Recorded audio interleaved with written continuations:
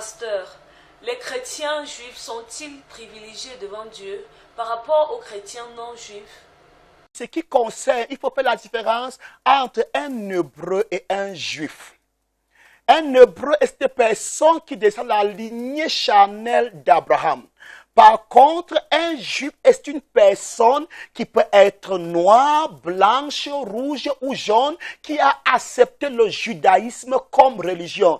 Ces personnes ne descendent pas nécessairement de la lignée charnelle d'Abraham. Ce sont des personnes qui ont accepté tout simplement le judaïsme comme religion. Et même ceux-là qui descendent, ou bien les Hébreux, les descendants d'Abraham, selon la chair, que j'ai dit qu'ils sont en Afrique, ils sont en Amérique, ils sont des Noirs, parce que la tradition, l'histoire nous fait comprendre que les Juifs sont descendus en Afrique en l'an 70 après la destruction de Jérusalem. Et avant même la destruction de Jérusalem, on parle encore de l'exode massif des Juifs dans le livre de Jérémie, pendant qu'on avait détruit le temple au temps de Jérémie par l'Empire babylonien.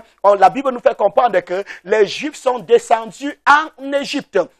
Dans la Bible, comme l'histoire séculière, nous mentionnons des Hébreux qui sont descendus en Afrique. Par contre, la Bible ne nous parle pas d'un exode massif des Hébreux qui sont allés en Europe. Donc, là où il faut chercher les Hébreux qui descendent vraiment d'Abraham, c'est plutôt en Afrique et en Amérique, pendant la traite, qui sont partis pendant la traite négrière. Et nous, lorsqu'on considère aussi la carte du monde, durant la période de la traite négrière, je parle d'une carte du monde, je crois, qui date de 1700 quelque chose, on va constater que cette carte du monde, l'Empire Dahomey, je crois, ou bien le Ghana actuel était, il est écrit dans cette carte du monde, il est mentionné cette carte, cette carte du monde mentionne le Ghana comme la tribu de Juda. Et nous connaissons aussi le Congo, où il est dit que le Congo, en cette époque-là, avant la colonisation, ou bien pendant la traite négrière,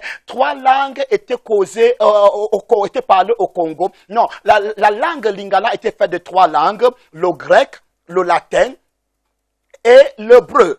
Et il y a des évidences de l'histoire de ce monde, du monde à cette époque, qui prouvent que ces personnes qui vivaient au Congo en cette époque, les Bantous en principe, étaient des descendants d'Israël. Donc c'est là où il faut chercher les Hébreux. C'est pas aujourd'hui en Palestine où vivent les Ashkénazes, toutes ces personnes qui sont venues de l'Europe, qu'il faut aller chercher les Hébreux. Pour chercher les Hébreux, il faut les chercher en Afrique et en Amérique.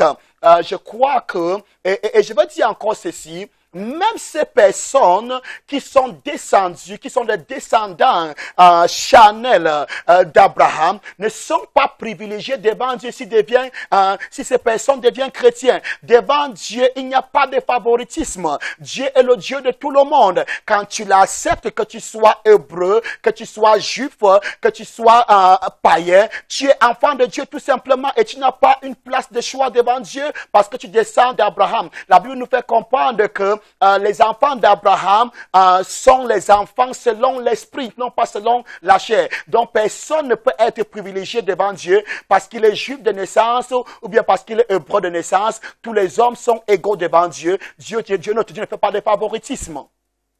Merci.